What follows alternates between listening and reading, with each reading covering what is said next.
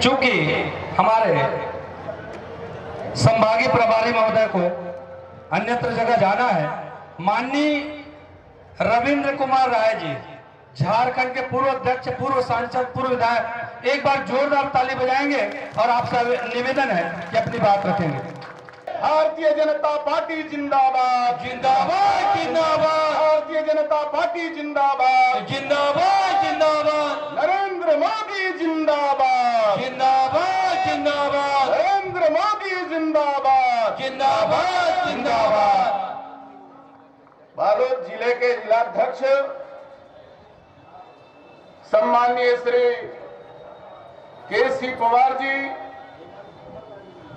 मंच पर विराजमान आज के सामूहिक नामांकन की समारोह के मुख्य अतिथि, प्रदेश के केंद्र की ओर से सह प्रभारी, जुझारू विधायक, संगठन निष्ठ विधायक, जो बिहार से चल करके आपके प्रदेश में लगातार संपर्क अभियान में लगे हैं, ऐसे भाई नितिन नवीन जी, हमारे लोकप्रिय और अत्यंत ही समाज जीवन से जुड़े रहने वाले सांसद आदरणीय मांडवीय जी, मंच पर विराजमान भारतीय जनता पार्टी के इस विधानसभा के तीनों उम्मीदवार, भाई श्री राकेश यादव जी बालोद से, भाई श्री वीरेंद्र साहू जी गुंडरदेही के माननीय उम्मीदवार, और श्री देवलाल ठाकुर जी अभी पहुंचने वाले हैं और डोंडी लोहरा से उम्मीदवार हैं।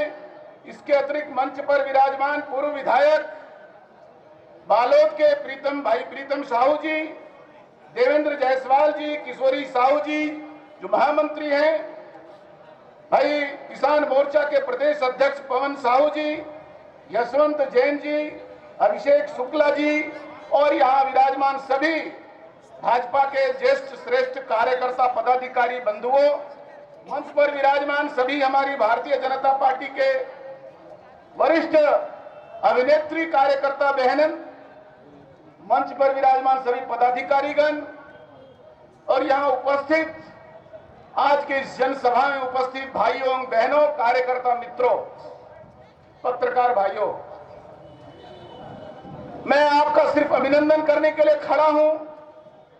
आपको मेरे परिचय में बताया गया है मैं झारखंड से जुड़ा हूं और झारखंड से चल करके आपके बीच में आया हूं। आपको पता है झारखंड और छत्तीसगढ़ का जन्म एक साथ हुआ था और इसलिए हमारा और आपका नाता बड़ा नाभि का है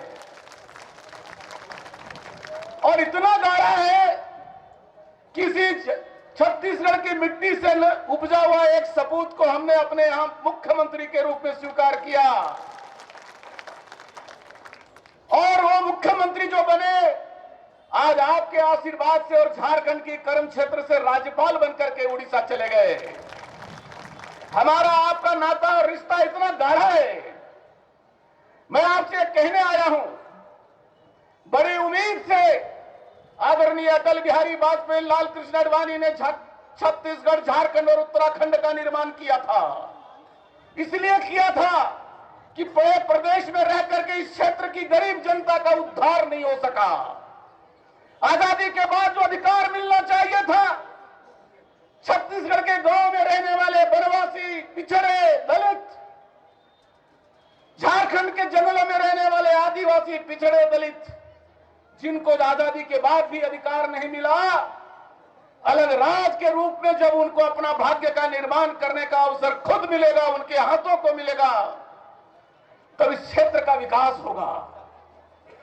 और मैं कह सकता हूं कि आज छत्तीसगढ़ के गांव गांव तक जो सड़कें गई हैं, वो भारतीय जनता पार्टी के नेतृत्व में 15 साल जो सरकार चली, उसने आपके गांव तक सड़कें पहुंचाई है। प्रखंड मुख्यालय से लेकर जिला मुख्यालय को और जिला मुख्यालय से लेकर प्रदेश के मुख्यालय रायपुर तक को जोड़ने का काम किया गया है। भाइयों बहनों, मेरे कार्यकर्ता मित्रों, आपसे विनम्र प्रार्थना है, कुछ लोग बहुरूपीय होते हैं राजनीति में, जो छलना जानते हैं, ठगना जानते हैं, व्यापार करना जानते हैं, और छत्तीसगढ़ की मासूम जनता, यहां की हमारी भाई और बहन, उसकी निश्चलता का लाभ उठाकर कांग्रेस पार्टी ने झूठे कस्में, झूठे वादे कर सरकार बनाने में कामयाबी हासिल कर लिया 2018 में। लेकिन पापियों का पाप सामने आ चुका है। पूरा प्रदेश, हमारे बाद में आपके सांसद और नितिन नवीन और आपके नेतागण बताएंगे, भ्रष्टाचार में डूबा है। झारखंड में भी, छत्तीसगढ़ में विकास का काम रुका है। प्रधानमंत्री आवास योजना रुका है। दिल्ली से जो पैसा मिलता है, देश का पैसा है, गरीब के लिए भेजा जाता है, उसको भी उपयोग करने की क्षमता नहीं है। मेरी आपसे विनम्र प्रार्थना है, यह चुनाव 2024 में होने वाले लोकसभा चुनाव में आदरणीय नरेंद्र भाई मोदी, जिन्होंने आजादी के बाद इस देश में जो राह पर रोड़ा खड़ा था, इस देश के सांस्कृतिक विजय का, इस देश में धर्म के विजय का, इस देश में राजनीतिक प्रगति का, उस रोड़ा को समाप्त करके देश को विश्व गुरु की ओर ले जाने का जो प्रयास किया है, उसको रोकने की कोशिश छत्तीसगढ़ में हुआ है। मेरी आपसे प्रार्थना है, देश के लिए, प्रदेश के लिए एक बार फिर से कमल फूल को अपना प्यार दीजिए, नरेंद्र भाई मोदी के हाथों को मजबूत करिए और कमल फूल के उम्मीदवार भाई राकेश यादव जी, भाई वीरेंद्र साहू जी और देवलाल ठाकुर जी को आशीर्वाद देकर जिताइए। हम प्रतिबद्ध हैं, हमने छत्तीसगढ़ को जन्म दिया है। जो मां बाप जिसको जन्म देता है, उसका पालन करने का दर्द उसके दिल में होता है। छत्तीसगढ़ में जब कोई बेईमान सत्ते में बैठ जाए तो बीजेपी के कार्यकर्ता को बर्दाश्त नहीं हो सकता, क्योंकि यह राज्य हमारे अरमानों का राज्य है, हमारे सपनों का राज्य है।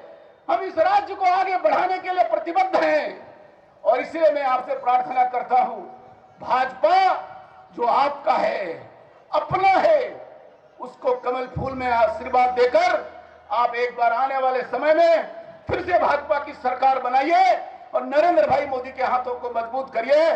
बोलिए भारत माता की जय। बहुत बहुत धन्यवाद।